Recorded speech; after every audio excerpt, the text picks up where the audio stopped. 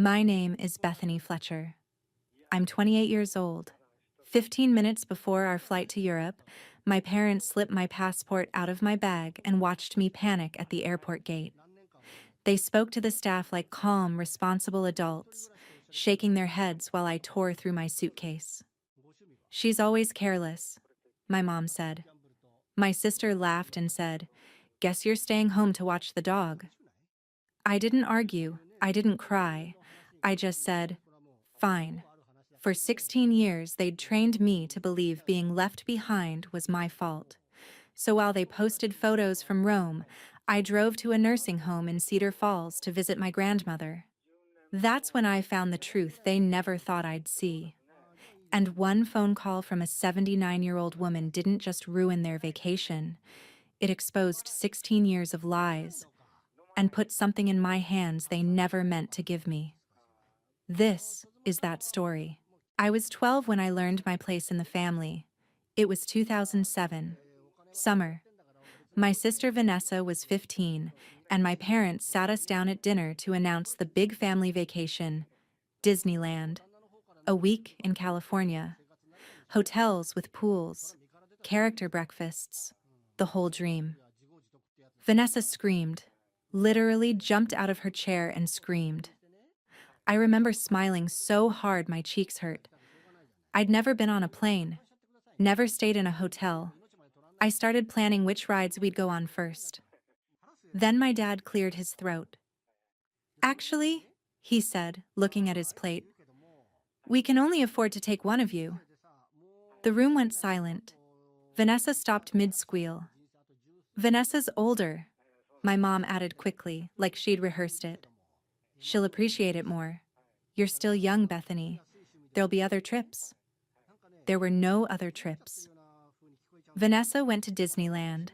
I went to Grandma Dorothy's house in Cedar Falls, Iowa, 150 miles away, a world away from my parents' guilt. Grandma lived in a small yellow house on Maple Avenue, with a porch swing that creaked and flower boxes full of marigolds she watered every morning at 7.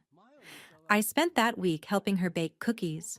Chocolate chip, the recipe handwritten on a stained index card from 1965. She let me crack the eggs. She didn't say much about my parents' choice, but on the third night, when I was scrolling through Vanessa's Facebook photos, her grinning in front of Sleeping Beauty's castle, Grandma sat beside me on the porch swing. "You know what I see when I look at you?" she said. I shrugged. I was 12. I didn't know what anyone saw. "I see someone who's going to be stronger than all of them," she said. "Because you're learning something they'll never learn. You're learning that love isn't loud, it's quiet, it shows up." I didn't cry in front of my parents when they picked me up, but I cried on Grandma's porch, and she held me and said, "You're worth more than any castle, sweetheart." I believed her, for a little while. But the pattern didn't stop. When Vanessa turned 16, my parents threw her a party at an event hall. 80 guests, a DJ, a photo booth with props.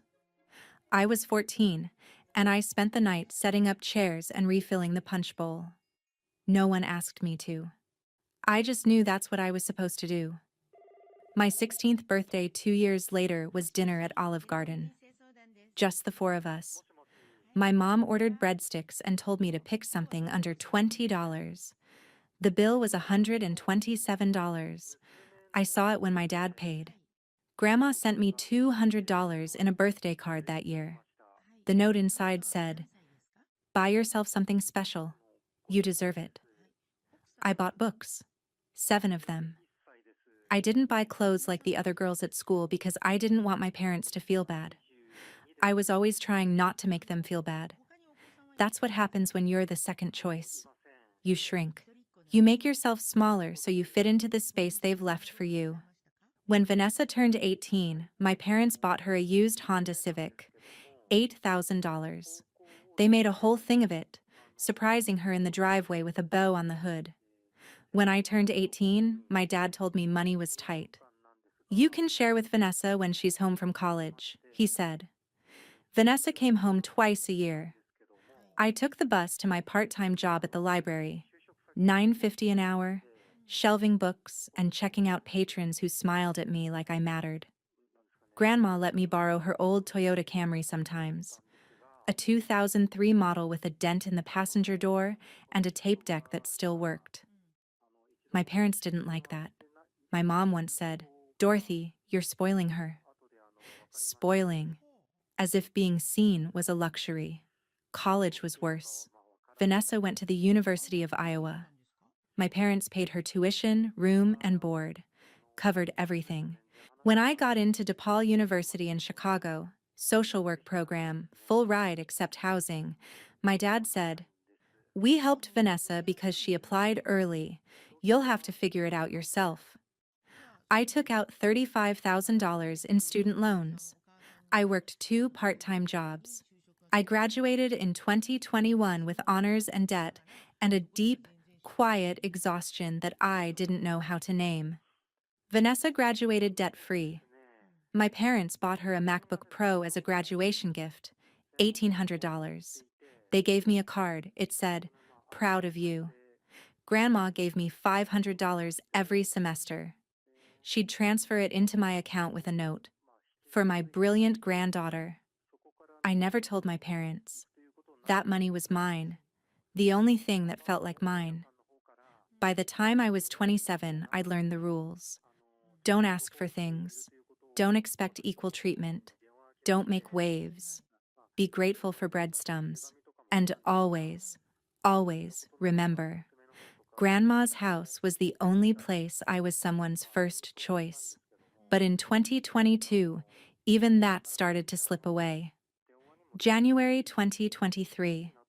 Sunday dinner at my parents' house in Naperville, a suburb 40 minutes west of Chicago, where I lived in a studio apartment in Logan Square and barely made rent on my social worker salary. Vanessa was visiting from Des Moines, where she worked as a yoga instructor and ran an Instagram account with 12,000 followers. She posted a lot about wellness and gratitude and living your best life. Her captions always included emojis. We were halfway through the lasagna when my dad stood up, wine glass in hand.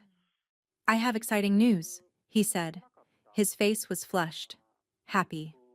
"We're going to Europe this summer, Paris, Rome, Barcelona. 12 days, all 4 of us." Vanessa gasped. She actually gasped, hand to chest, like she was in a movie. I set my fork down slowly. "All 4?" I said. My voice sounded strange, small. My mom smiled at me. It didn't reach her eyes. "Of course, honey, it's a family trip." Vanessa was already pulling out her phone. "Oh my God, I need to start a Pinterest board. Paris in June? The light is going to be perfect for content." I looked at my dad. "How are we paying for this?" He waved a hand. "Don't worry about it. I've been saving." My parents had retired early in 2021. My dad at 51, my mom at 49. They lived off their pensions and some investments I didn't understand. They didn't talk about money except to tell me they didn't have any when I needed help. But now there was money for Europe.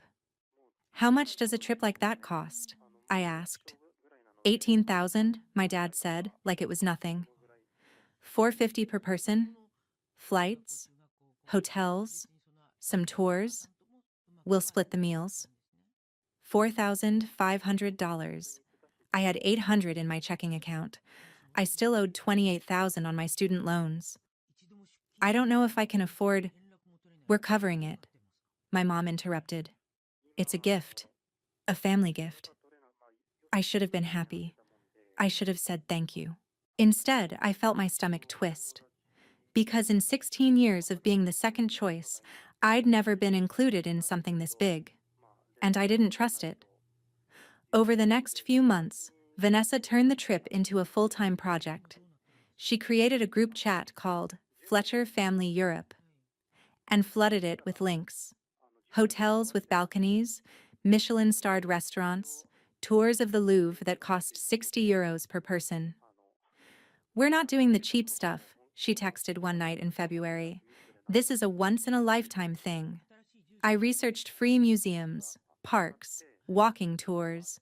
Vanessa replied, Ugh, Beth, we're not backpacking. This is a real vacation. My mom chimed in. Bethany, maybe buy some nice clothes? Vanessa's followers might see the photos.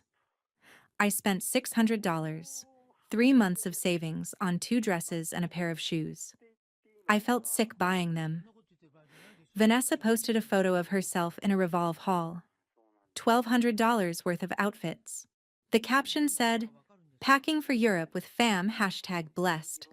One of her followers commented, "Your parents must be so generous." I stared at that comment for a long time. My parents retired early. They didn't work.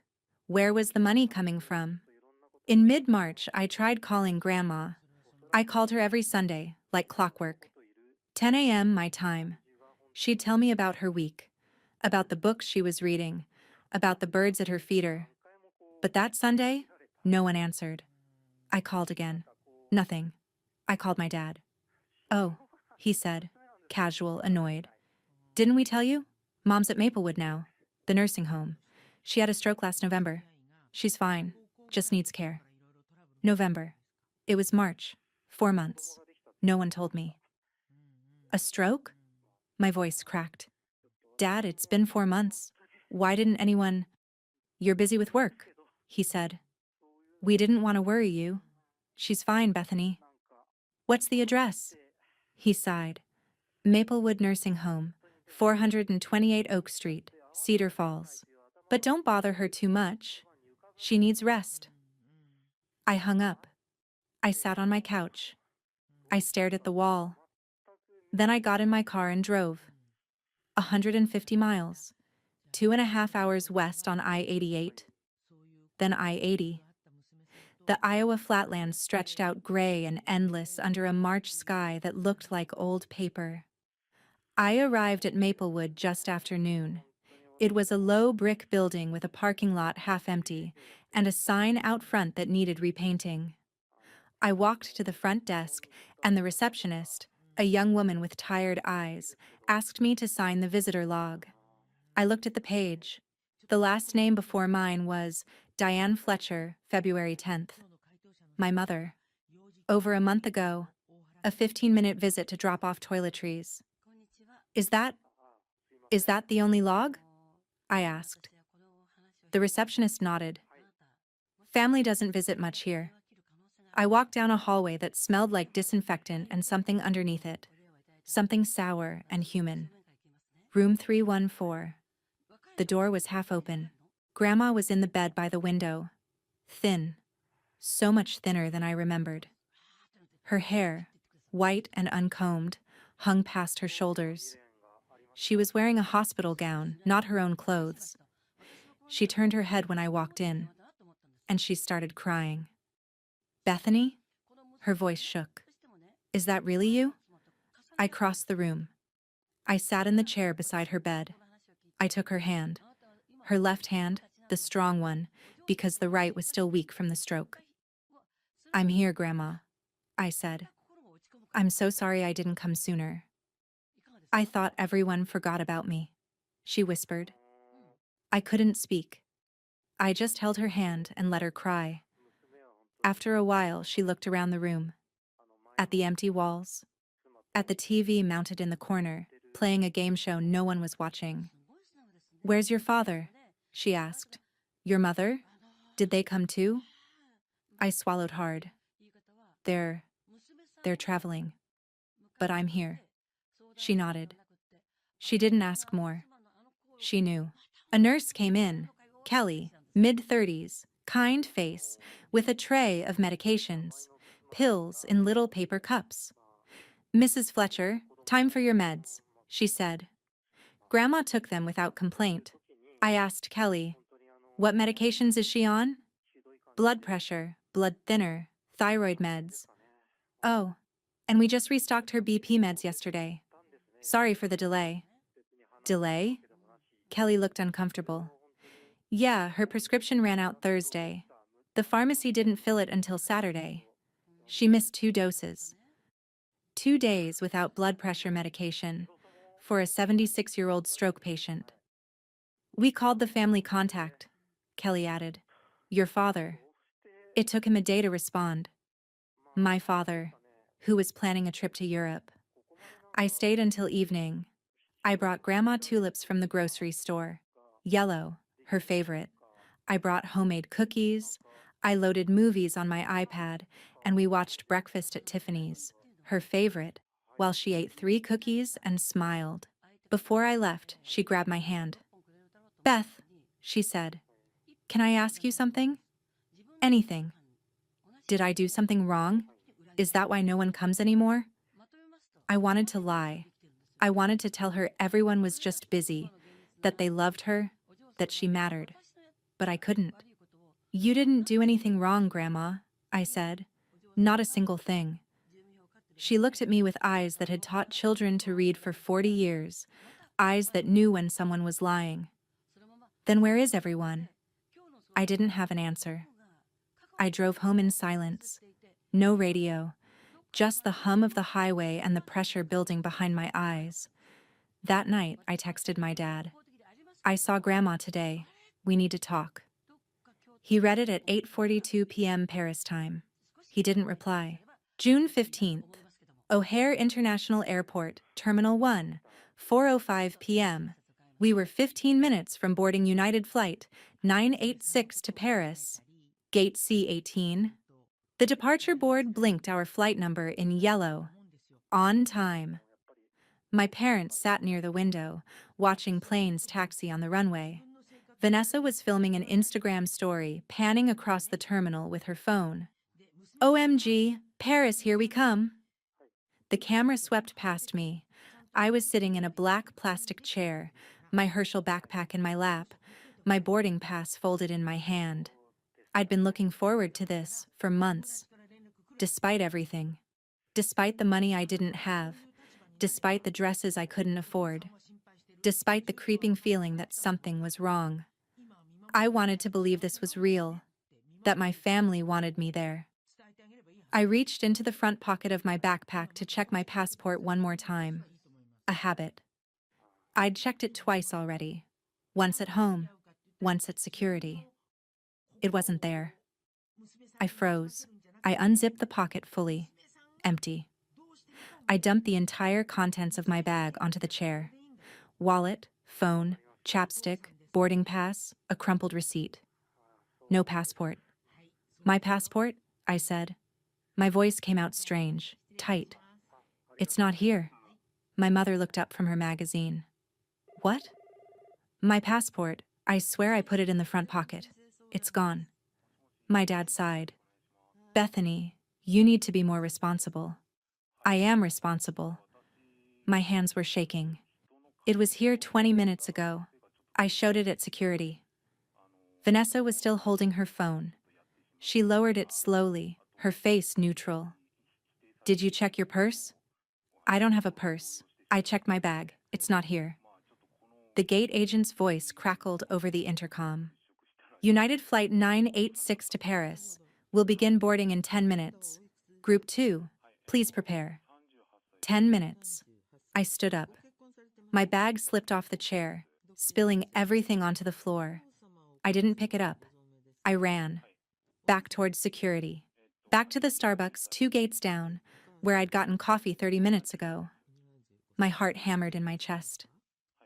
The barista, a young guy with gauges in his ears, looked at me blankly when I asked if anyone had turned in a passport.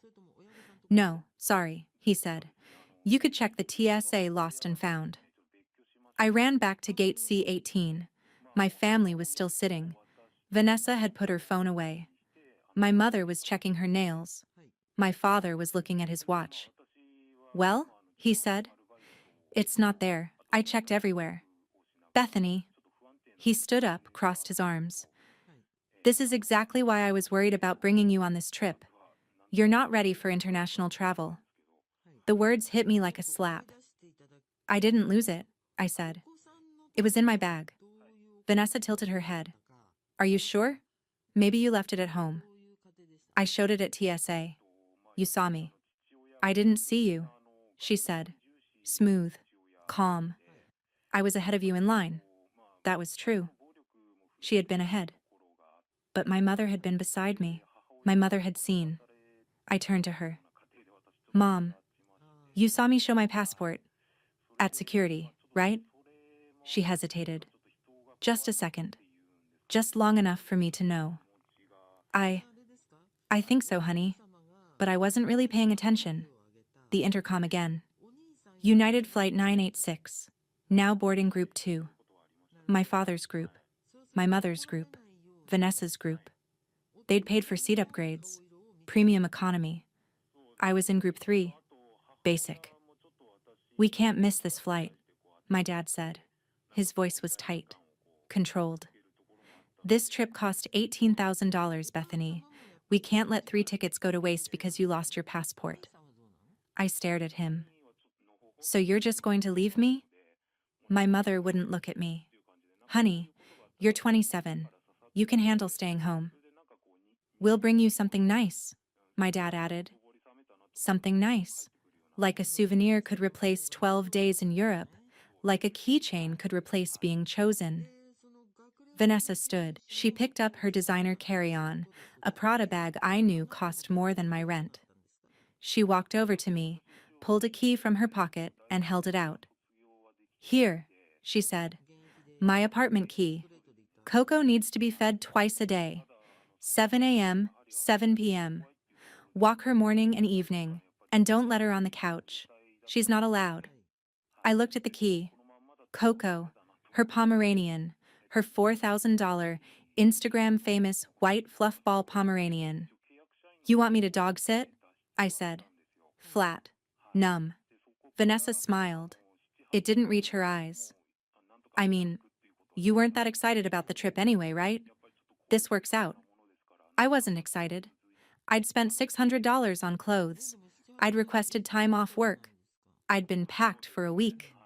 But sure, I wasn't excited. Good, Vanessa said, pressing the key into my palm. Stay home and watch my dog. The final boarding call. My father picked up his bag. My mother adjusted her scarf. Vanessa checked her lipstick in her phone camera. They were really leaving. I stood there, holding a key to an apartment that wasn't mine, watching my family prepare to board a plane I'd never get on. My dad turned back. We'll call you when we land. They didn't call. I could have cried. I could have begged.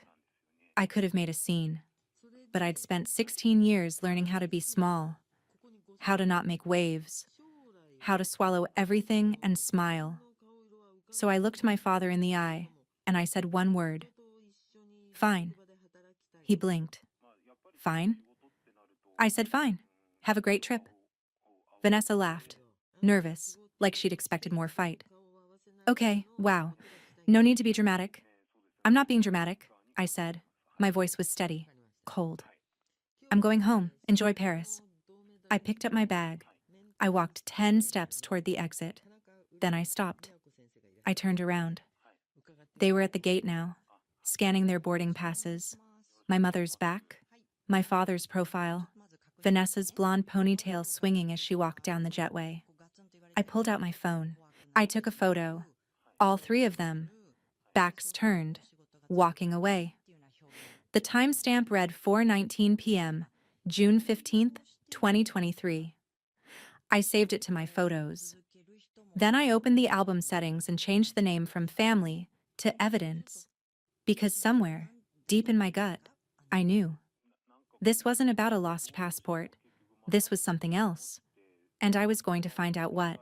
3 days later, I was sitting in Vanessa's apartment in Lincoln Park, a sleek 1-bedroom with floor-to-ceiling windows and furniture that looked like it came from a West Elm catalog, feeding a dog that hated me. Coco growled every time I walked past her designer dog bed. She refused to eat unless I hand-fed her organic chicken from a glass bowl. My phone buzzed with notifications from the group chat. Diane Fletcher. Just landed in Paris. So tired, but so happy. Glenn Fletcher. Eiffel Tower tomorrow. Can't wait. Vanessa. Fletcher. Photo of 3 of them at a cafe, croissants and cappuccinos, golden hour light. Living our best life. I turned off my phone. I looked at Coco. Coco looked at me with an expression that said, "You don't belong here." She was right. I grabbed my keys. I got in my car. And I drove west. 150 miles to Cedar Falls. To Maplewood Nursing Home. To the only person who'd ever made me feel like I mattered. I arrived just before 10 a.m. on a Sunday. The parking lot was almost empty. Visiting hours, prime time, and there were 4 cars total. I signed the log at the front desk. My name, the date, June 18th, 2023. The line above mine, blank. The line above that, blank. I flipped back a page. Diane Fletcher, February 10th. 4 months. In 4 months, I was the second person to visit my grandmother. Room 314. I walked down the hallway slowly this time. The smell hit me first. Disinfectant, urine, something medicinal and sad underneath it all.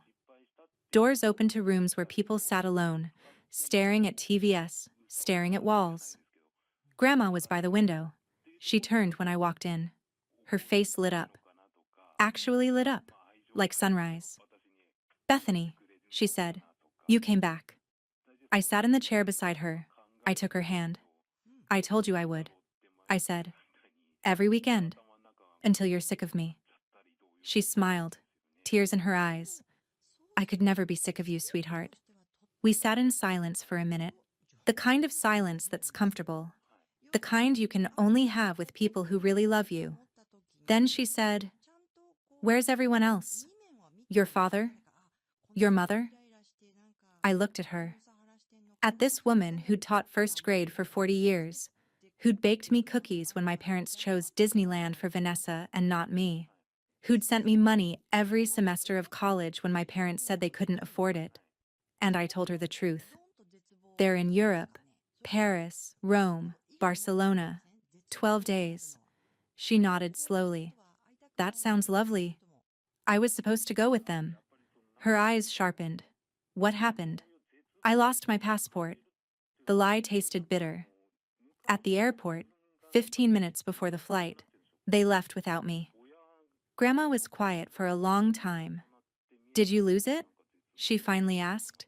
"Or did they take it?" I froze. No one had asked me that. Not out loud. Not even in my own head. Not fully. "I don't know," I whispered. She squeezed my hand. "Beth, can I tell you something?" "Anything. I know my son. I raised him.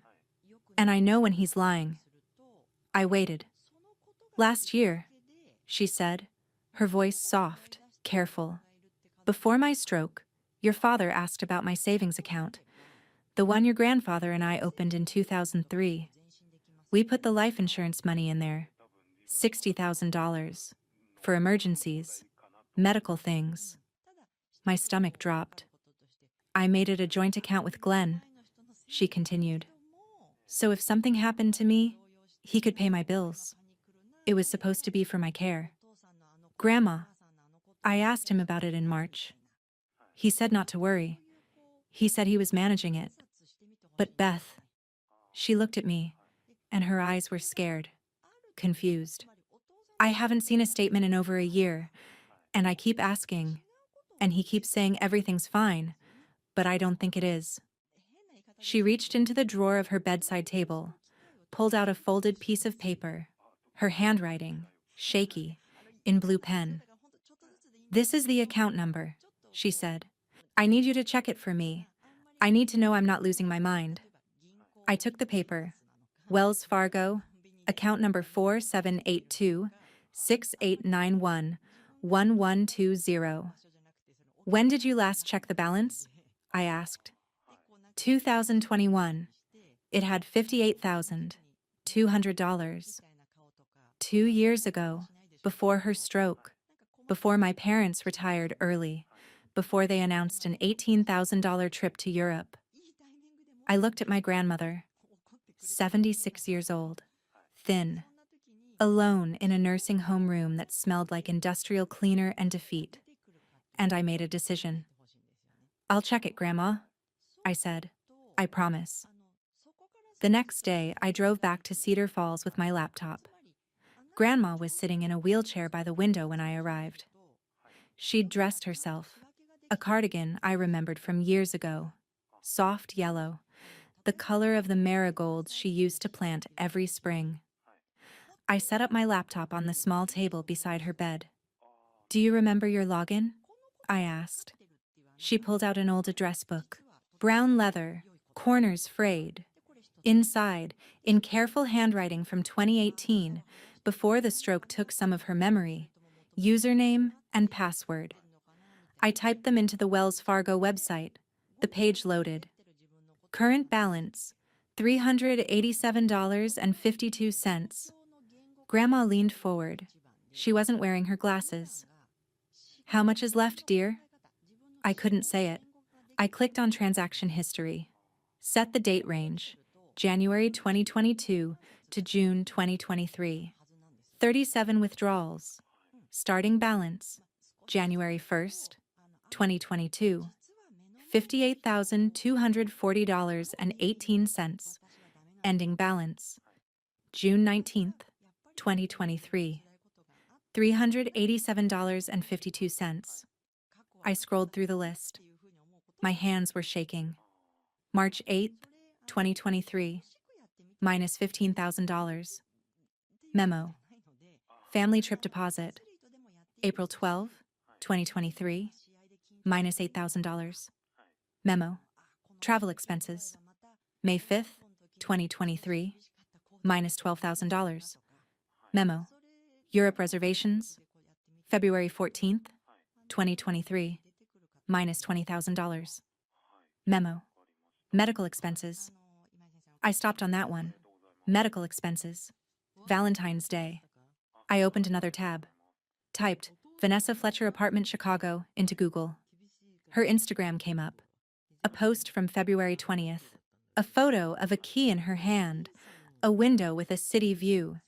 The caption, "New place alert. Thanks Mom and Dad for the down payment $20,000 from my grandmother's medical fund to buy my sister an apartment." While Grandma sat in a nursing home, missing medication refills, wondering why no one visited, I looked at her. She was staring at the screen, though I knew she couldn't read the numbers from that distance. "Grandma," I said carefully, "when did Dad get power of attorney?" "After my stroke. November 2022. He said it was just in case, so he could manage my bills if I couldn't." "And he's been managing your money since then?" "That's what he told me." I clicked through more transactions. Smaller ones. 500 here, 2,000 there, all marked Grandma Care. But the nursing home bills weren't being paid from this account. I pulled up another tab, searched Maplewood Nursing Home Billing, called the number. A receptionist answered. I explained who I was, asked how my grandmother's care was being paid for. "One moment," she said. I heard typing. A long pause. "She's on Medicaid," the receptionist said. "Has been since January 2023. We bill the state directly. Medicaid. Government assistance. For people with almost no assets." "How did she qualify?" I asked. Her son submitted financial statements showing she had under $2,000 in assets. Medicaid approved her in January. I looked at the screen.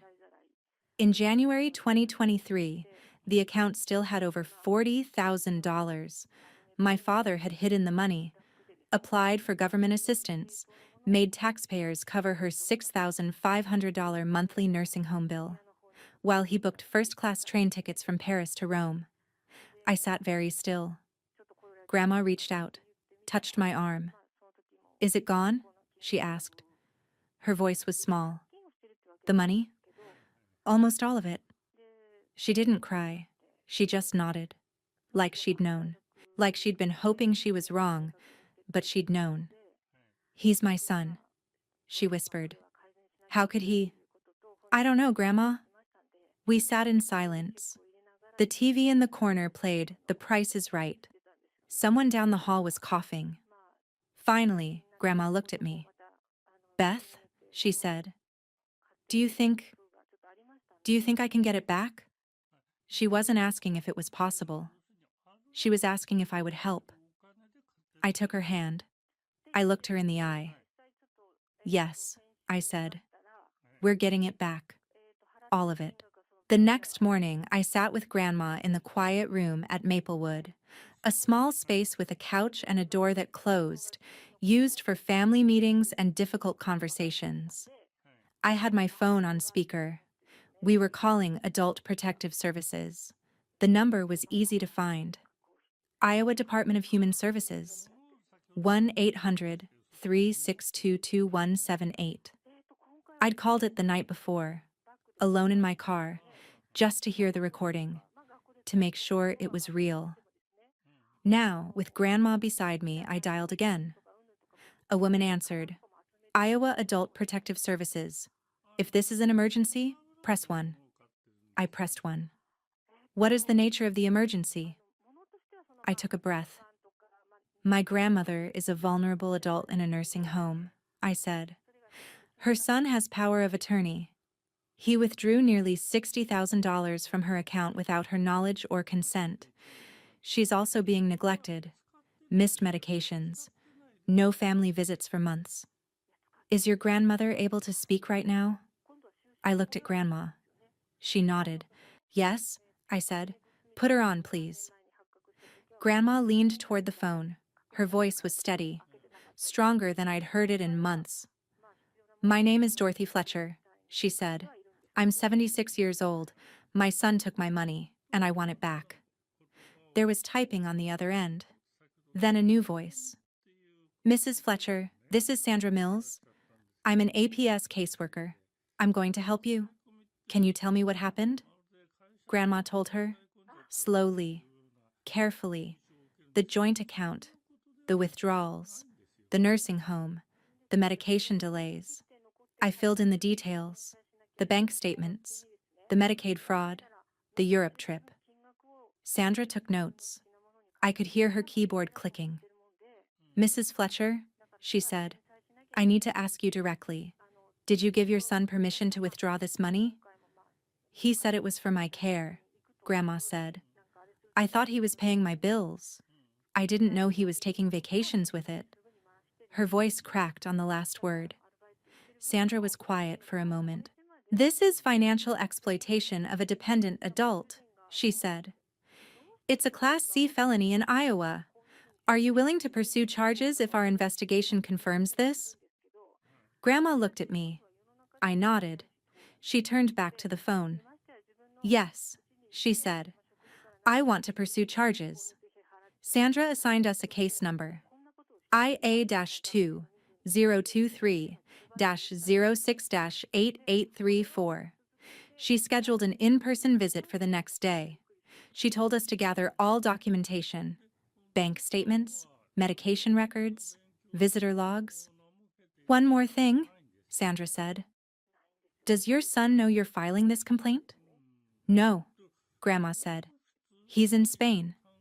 I could hear the smile in Sandra's voice. Good. The element of surprise helps.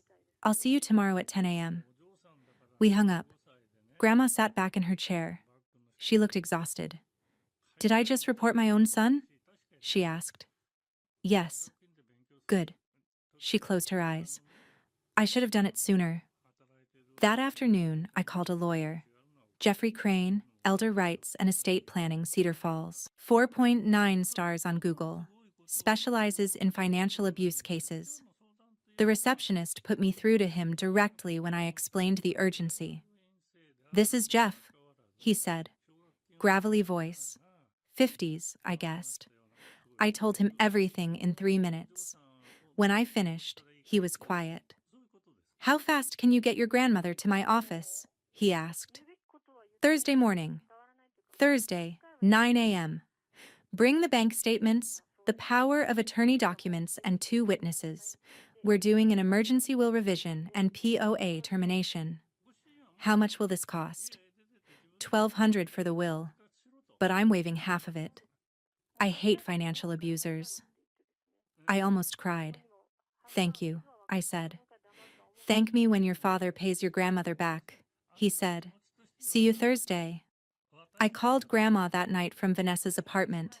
Coco was barking at a squirrel outside the window. I found a lawyer, I told her. We meet him Thursday. He'll help us change your will and remove Dad's power of attorney. There was a long silence. If I do this, she finally said, your father will never forgive me. Grandma, he stole from you. He left you alone. Do you want his forgiveness or do you want justice? Another pause. What will I even leave behind? She asked. Her voice was so small. After he took everything? Your house is paid off. That's $120,000 in Cedar Falls real estate. You have your antique furniture, your wedding china, Grandpa's pearl necklace. You have more than you think. And it should go to someone who loves you, not someone who abandoned you. I heard her breathing on the other end. You're right, she said. I'm doing this. Thursday, 9 a.m. I'll pick you up at 8:30. Beth? Yeah? When do they come home? Your parents? I checked Vanessa's Instagram, her latest post, a sunset in Barcelona. The caption said, last night in Europe. They land Sunday, June 25th, I said. So we have 4 days. Exactly. Sandra Mills came to Maplewood the next morning at 10 a.m. sharp. She was a Black woman in her 40s, kind eyes but no nonsense. She carried a clipboard and a digital recorder. She interviewed Grandma for an hour, recorded everything, asked about the withdrawals, the medication delays, whether she felt safe. She photographed the medication logs, the visitor logs, the room. Before she left, she turned to me. You did the right thing calling us, she said. Then she looked at Grandma. Mrs. Fletcher, I've seen hundreds of these cases. Adult children who see their parents as ATMs. You're not alone. Grandma nodded. I feel so foolish. Don't, Sandra said firmly. Abusers rely on trust. That's not your fault. It's his. She packed up her things. I'm filing this as financial exploitation and potential Medicaid fraud, she said. I'll notify your son within 72 hours. But since he's out of the country, I'll mail a certified letter to his home address. He'll get it when he returns. Perfect timing. Thursday morning, I drove Grandma to Jeffrey Crane's office. It was a small building on Main Street in Cedar Falls. Second floor, elevator access. 2 paralegals, Emily and Marcus, served as witnesses. Jeffrey read the new will out loud. I, Dorothy Ann Fletcher, being of sound mind and body, do hereby revoke all previous wills and codicils. I leave my entire estate, including but not limited to my home at 428 Maple Avenue, Cedar Falls, all personal property, antiques, jewelry, and financial assets, to my granddaughter, Bethany Marie Fletcher, as sole beneficiary. He paused. I specifically exclude my son, Glenn Fletcher, my daughter-in-law, Diane Fletcher, and my granddaughter, Vanessa Fletcher, from any inheritance. This exclusion is intentional and made due to financial exploitation and willful neglect during my time of vulnerability. Grandma signed. The witnesses signed. The notary stamped. 9:47 a.m., June 22nd, 2023. Glenn Fletcher's power of attorney was terminated at 9:50 a.m.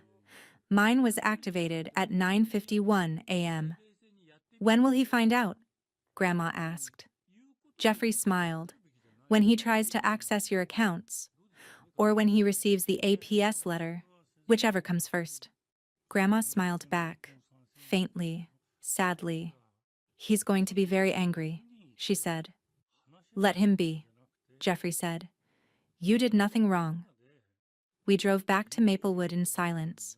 At a stoplight, Grandma turned to me. I'm ready, she said. For what? For the call, when they get home. I want to do it myself. I reached over, took her hand. Okay, Grandma, I said. We'll do it together. Sunday, June 25th. 3:15 p.m. My phone buzzed with a notification. Vanessa Fletcher posted a story. Video of baggage claim at O'Hare, carousel spinning, her voice over the camera. Home sweet home, best trip ever. They were back. I was still at Vanessa's apartment, still feeding Coco, still pretending everything was fine.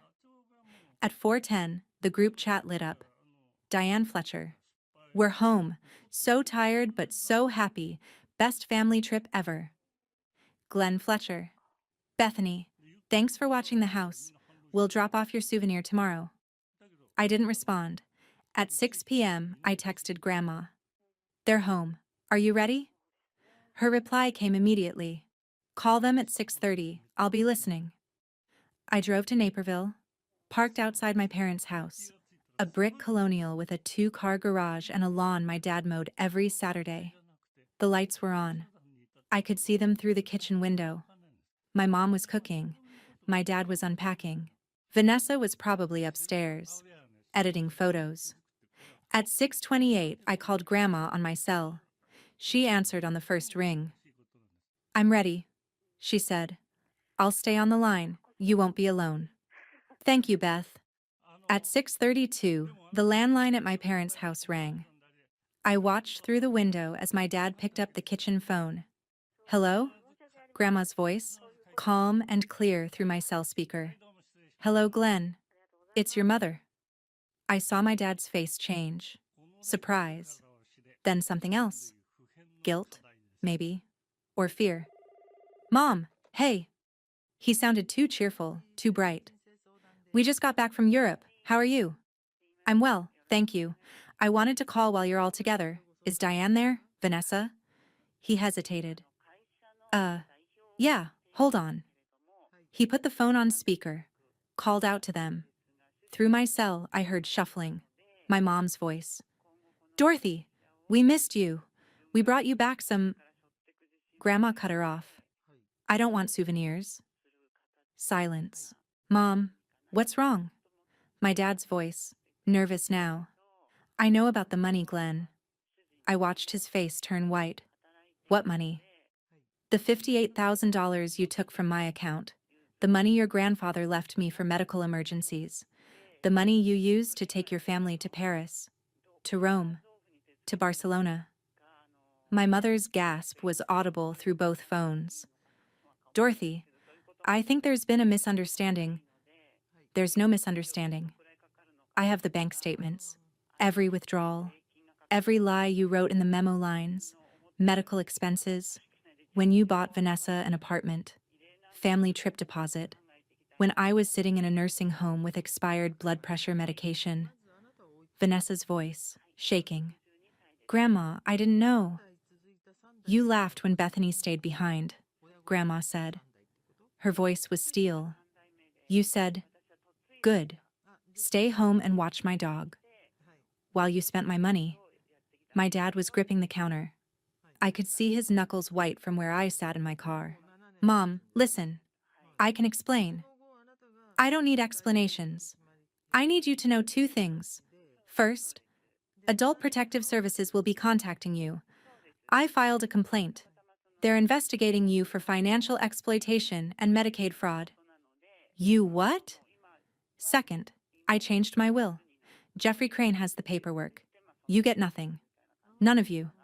Everything goes to Bethany. My mother shrieked. Actually shrieked.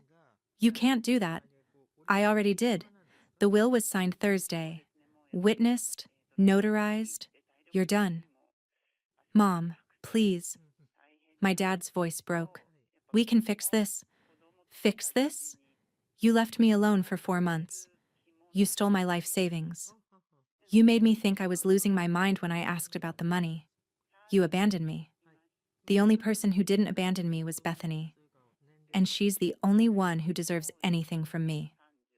Vanessa was crying. I could hear it through the phone. Grandma, I'm sorry. You're sorry you got caught, Grandma said. There's a difference. My dad, desperate now. We'll pay it back. Every cent. You'll pay it back because the law will make you, not because you want to. A pause. Then Grandma said, Goodbye, Glenn. Mom, wait. Click. The call ended. I sat in my car. My hands were shaking. Through the kitchen window, I watched my father stare at the phone. My mother frozen at the stove, water boiling over, steam rising. Vanessa with her face in her hands. My dad said something. I couldn't hear it, but I could read his lips. She filed a complaint. A PS is coming. My mother turned. How did she even? And then my dad's face changed. He looked toward the window, toward where I was parked. Bethany, he said. I started my car. I drove away. My phone buzzed 14 times in the next hour. 6 calls from my dad. 5 from my mom. 3 from Vanessa. I didn't answer. At 7:20, my dad left a voicemail. Bethany, I know you're behind this. You turned my own mother against me. You have no idea what you've done. Call me back or I swear to God. The voicemail cut off. I saved it, filed it under evidence. The next morning, a certified letter arrived at my parents' house. I knew because my mother called me 37 times. I knew because Vanessa texted me. What did you do? I knew because at 9:15 a.m., my dad left another voicemail, and this time his voice wasn't angry. It was scared. Bethany, please, we need to talk. The state is, they're saying please call me back. I deleted it. I called Grandma instead. They got the letter, I said. She was quiet for a moment. Good, she said. Now they know what it feels like to lose everything. July 5th, 10 a.m., Des Moines, Iowa. My father sat across from Sandra Mills in a small conference room at the Department of Human Services building. His lawyer was there, Mark Ostroff, $400 an hour, a man with silver hair and a tired expression. My mother was there, silent, crying into a tissue. Sandra had a file in front of her, 3 inches thick. Mr. Fletcher, she said, let's go through this step by step. She opened the file, pulled out the bank statements I'd printed at Maplewood. March 8th, 2023. You withdrew $15,000 from your mother's account. The memo says, family trip deposit. Explain that. My dad's mouth opened, closed. I thought the money was for family expenses. Family expenses? Sandra repeated. Your mother is in a nursing home. Her family expenses are covered by Medicaid. So whose family are we talking about? Silence. Sandra flipped a page. April 12th, $8,000. Travel expenses. May 5th, $12,000. Europe reservations. She looked up. You took your family to Europe while your mother missed medication refills because the pharmacy couldn't reach you. Do you see the problem? My father stared at the table. The forensic accountant, Tom Bergen, 50s, glasses, leaned forward. Mr. Fletcher, did your mother benefit from any of these withdrawals? I paid for her nursing home. No, you didn't. Tom slid another document across the table. Nursing home records show Medicaid has paid for her care since January 2023. You withdrew the money before that. Where did it go? My dad's voice was barely a whisper. Travel. My daughter's apartment deposit. I thought Mom wouldn't need it. Sandra's face didn't change. You thought a 76-year-old stroke patient wouldn't need her life savings? My dad's lawyer interjected. My client made poor financial decisions, but there was no malicious intent.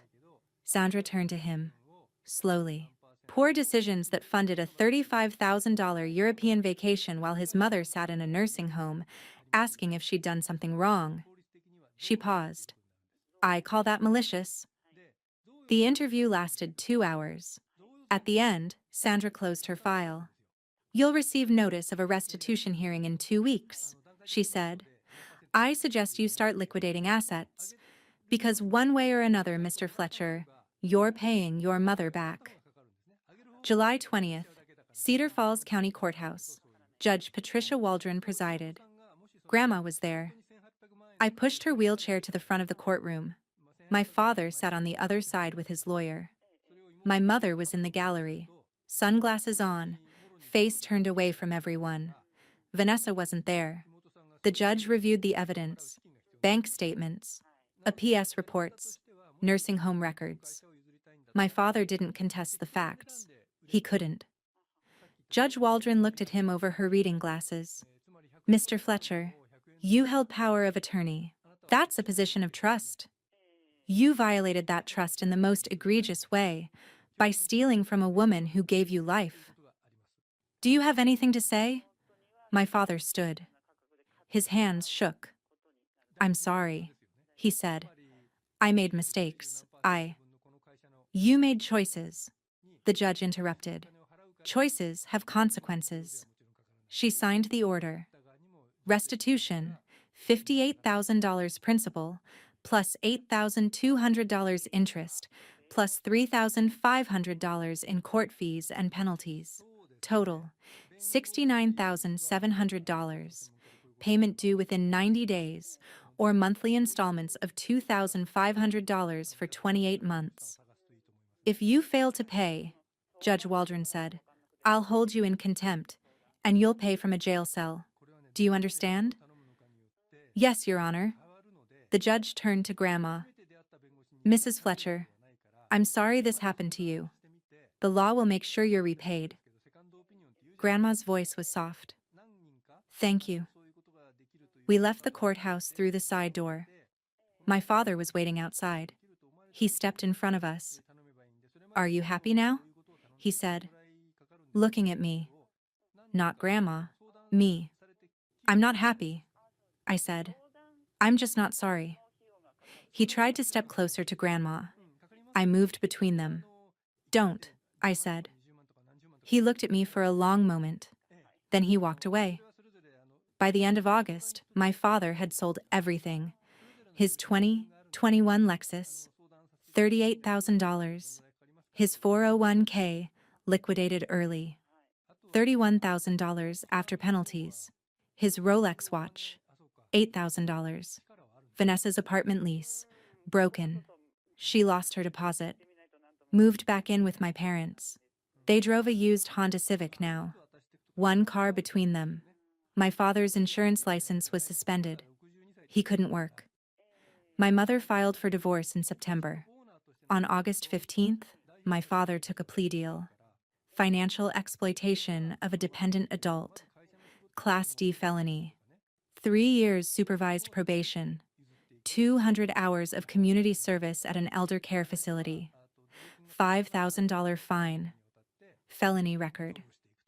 The prosecutor told me later that he was lucky. Without the plea, he could have faced 5 to 10 years in prison. His community service was assigned to Maplewood Nursing Home, the same place where Grandma had lived. He cleaned bedpans, delivered meals, mopped floors. Everyone knew who he was.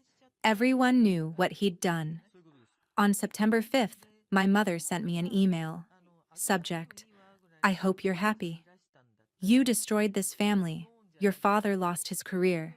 Vanessa lost her apartment. I lost my car, my savings, my friends. Everyone knows what happened. And for what? So you could play hero to an old woman who won't even be around much longer? You're cruel, Bethany. Crueler than I ever thought possible. Don't contact us again. You're not our daughter anymore. I read it once, forwarded it to Grandma. She called me immediately. What did it say? She asked. That I'm cruel. That I destroyed the family. Do you regret it? No. Do you? Not for a second. They destroyed themselves. I deleted the group chat, blocked their numbers, changed my emergency contact from Glenn Fletcher to Dorothy Fletcher. I was done. And for the first time in my life, I felt free. September 12th, 2023. I rented a small truck and drove to Cedar Falls. Grandma was being discharged from Maplewood. Officially. No longer needing 24-hour nursing care. Just daily support. I packed her things: clothes that smelled like lavender, books with cracked spines and her name written inside the covers, the wedding china she'd somehow kept safe in a storage unit, photo albums from 50 years of teaching first grade. She cried when we left room 314. "I thought I'd die here," she said. I knelt beside her wheelchair. "You're not dying anywhere but home," I said, "and home is with me, now." We drove back to Chicago. 2.5 hours on I-80, the September sun warmed through the windshield. Grandma fell asleep with her head against the window, and I drove carefully, taking the turns slow. My apartment in Logan Square was small. 2 bedrooms, 1 bathroom. Rent I could barely afford on my social worker salary. But I'd turn my office into Grandma's room. A new bed, soft yellow bedding, her favorite color. A bookshelf filled with her books. The window faced east so she'd get morning sun. That first night I tucked her in. She held my hand. "I'm not a burden, am I?" she asked. "You're the opposite of a burden," I said. "You're the reason I wake up smiling." She cried. Happy tears this time. "I love you, Beth." "I love you too, Grandma. More than you know." We fell into a routine. Every Sunday morning, 9 a.m., I made pancakes. Her recipe, the one from the index card dated 1965, stained with butter and flour and 50 years of Sunday mornings. Buttermilk, vanilla extract. A pinch of cinnamon, she said, was the secret. She'd sit at the kitchen table, her walker beside her, and tell me stories. "Little Tommy Brandt, 1978, she'd say. Couldn't read it all in September. By May, he was reading Charlotte's Web cover to cover. His mother cried at the parent-teacher conference. I'd flip the pancakes and memorize every word.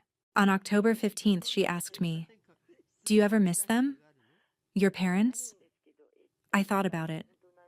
'Sometimes I miss the idea of them,' I said. 'The family I thought I had. But the real them? No.' She nodded. 'I miss the son I thought I raised. But the man who stole from me? I don't know him. We're better off without them.' She smiled sadly.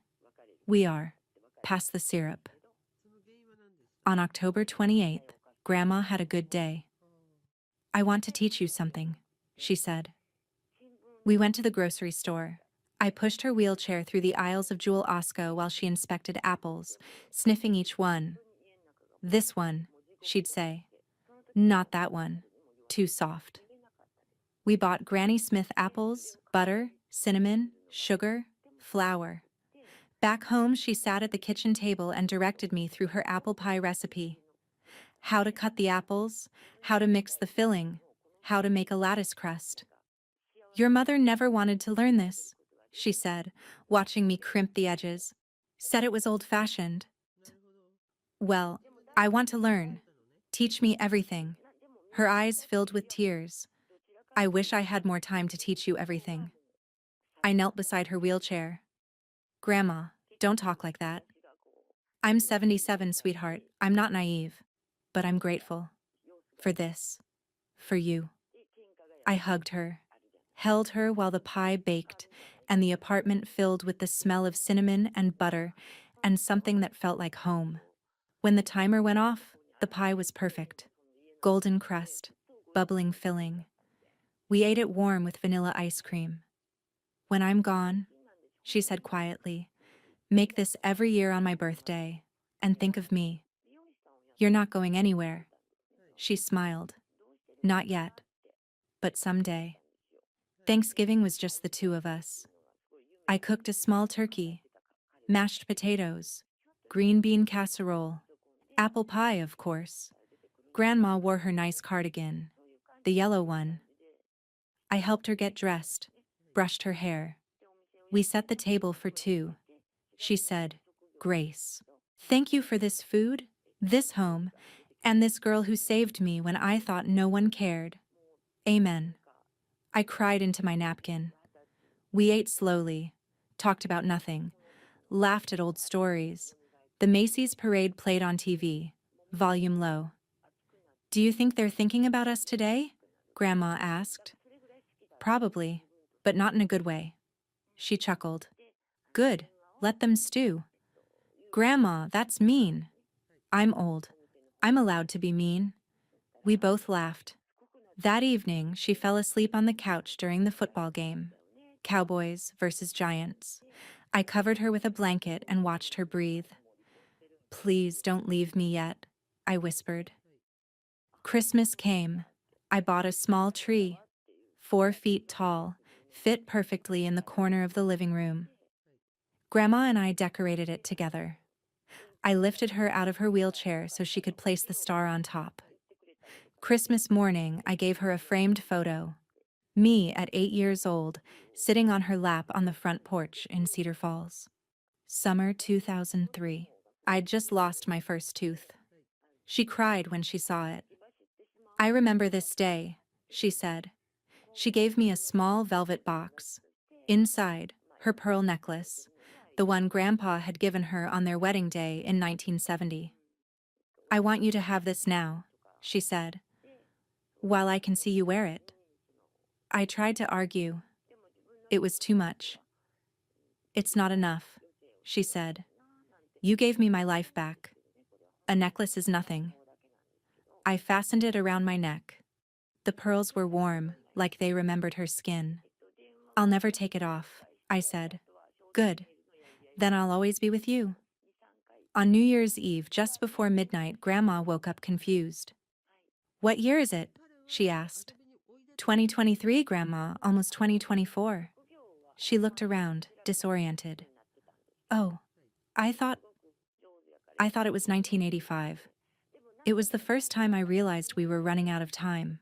January 15th, 2024. 2 a.m.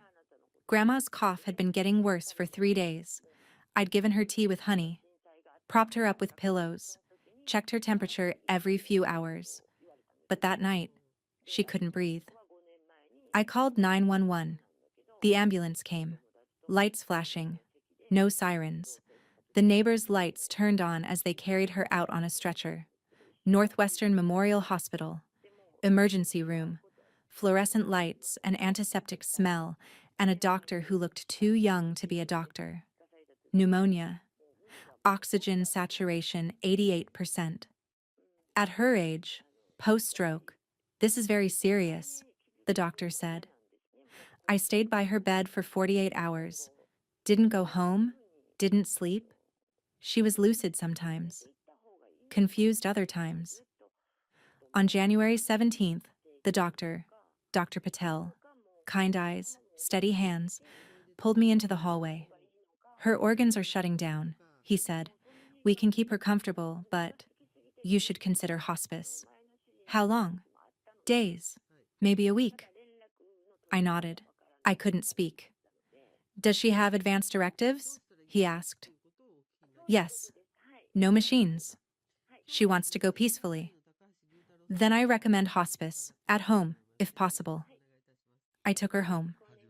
September 18th, we set up a hospital bed in my living room. Grandma didn't want to die in a bedroom. I want to see you moving around, she said. Hospice nurses came twice a day. They brought morphine for the pain, oxygen to help her breathe. I took leave from work, sat beside her 24 hours a day. I read to her. Breakfast at Tiffany's, her favorite, even though she slept through most of it. I played Audrey Hepburn movies on my laptop. Sound low, just so she could hear the music. I held her hand. Every time she woke up, she'd see me and smile. Still here? She'd ask. Always.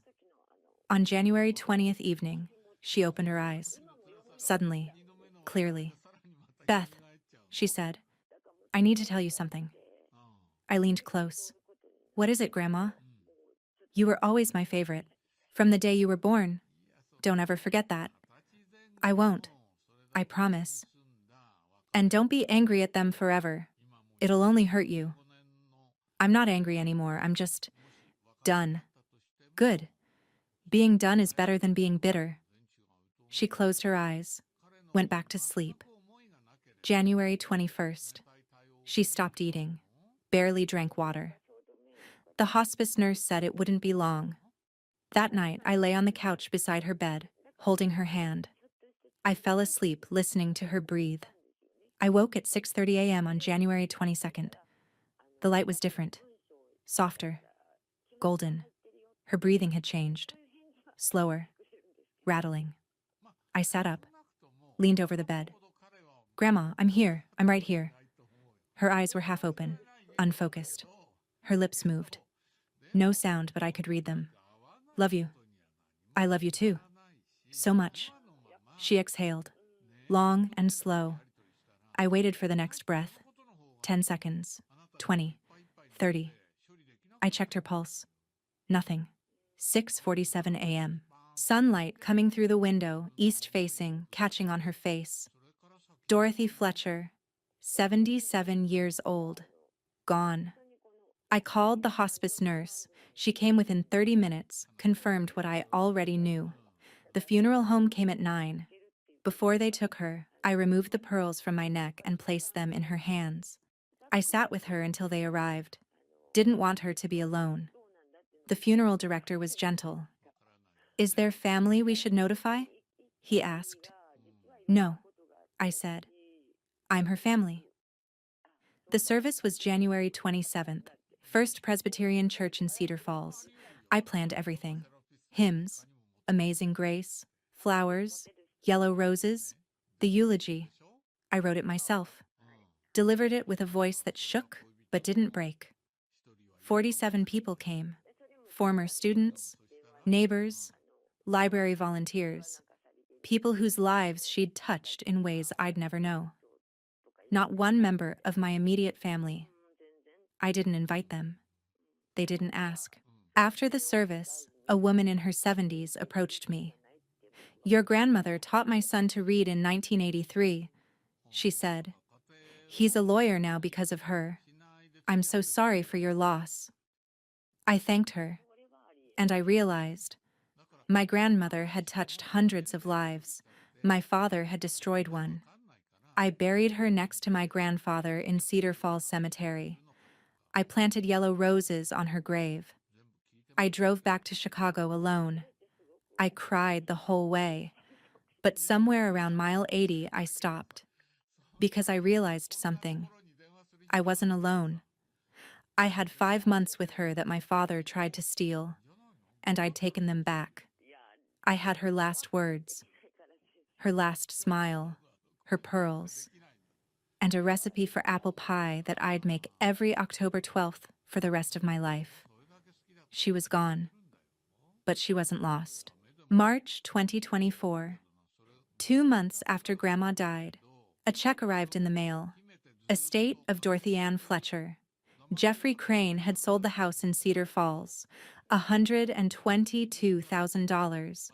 The contents: antique furniture, wedding china, the things my father hadn't touched, had been auctioned. $23,000. Her bonds cashed. $12,000. Life insurance, updated before she died. $18,000. Total, $175,000. Minus legal fees, minus funeral costs. Net to me, $137,000.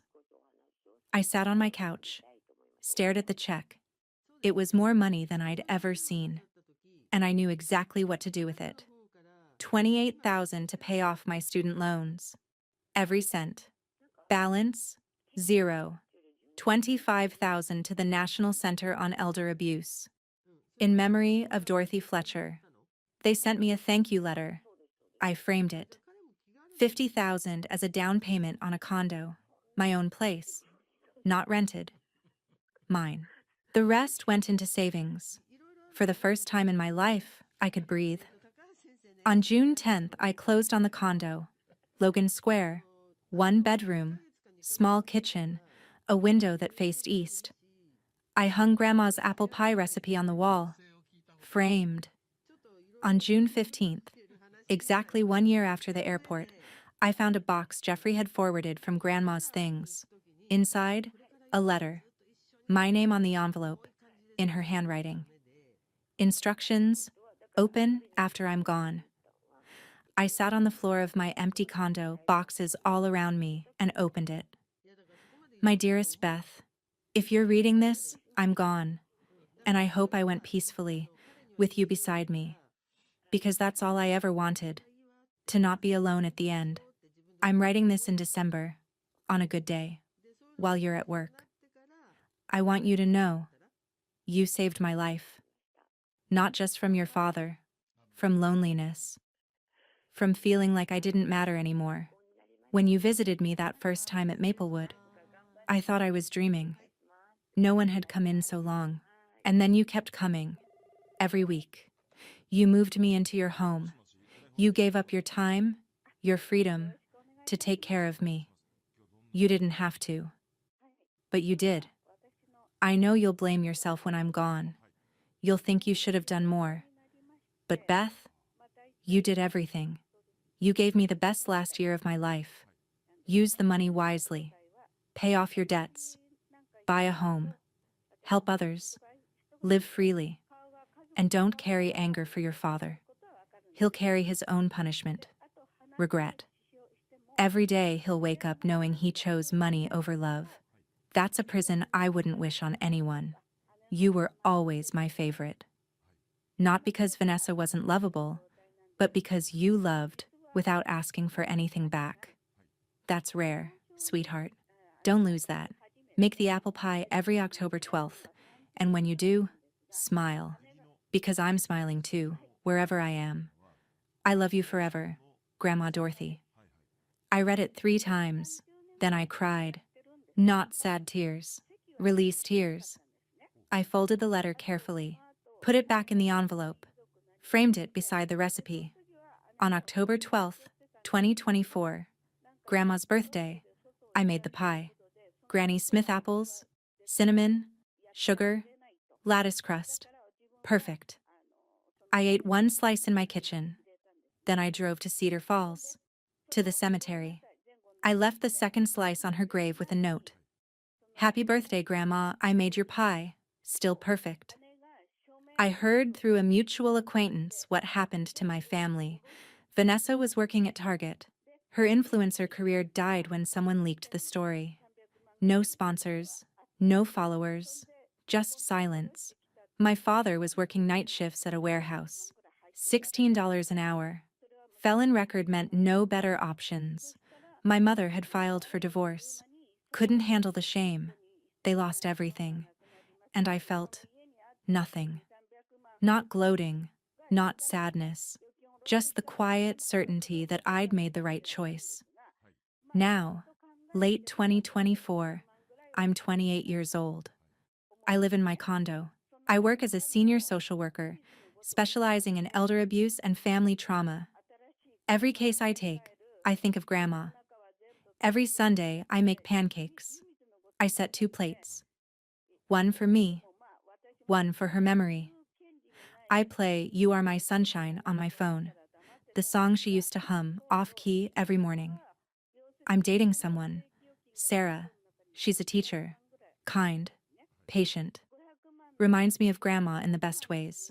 I wear the pearls every day, and I'm okay. More than okay. I'm free. Free from the weight of being second best. Free from waiting for people who never chose me. Free from a family that only saw me as an obligation. Because I learned something Grandma tried to teach me my whole life. Family isn't who you're born to. It's who shows up. It's who fights for you when you can't fight for yourself. It's who sees you when you feel invisible. My grandmother had 47 people at her funeral. Former students, neighbors, people whose lives she'd changed just by being kind. My father? When his time comes, he'll have 3 people. Maybe. And that tells you everything you need to know. So here's what I want you to hear. If you're the second choice in your family, you're not the problem. If you're caring for someone everyone else abandoned, you're a hero. If you've ever been left behind while others moved forward, you're not forgotten. You're free to choose a better path. Stand up for what's right. even when it costs you everything. Cherish the people who truly love you, even if they're not blood. And don't let anyone, family or not, make you feel like you're worth less than you are, because you're not second best. You're not a backup plan. You're someone's first choice, even if it's just your own. Rest easy, Grandma Dorothy. I'm making your pie. I'm living the life you wanted for me. A life where I'm free. A life where I matter. A life where every Sunday morning I wake up and remember. Love isn't loud. It's quiet. It shows up. And it stays.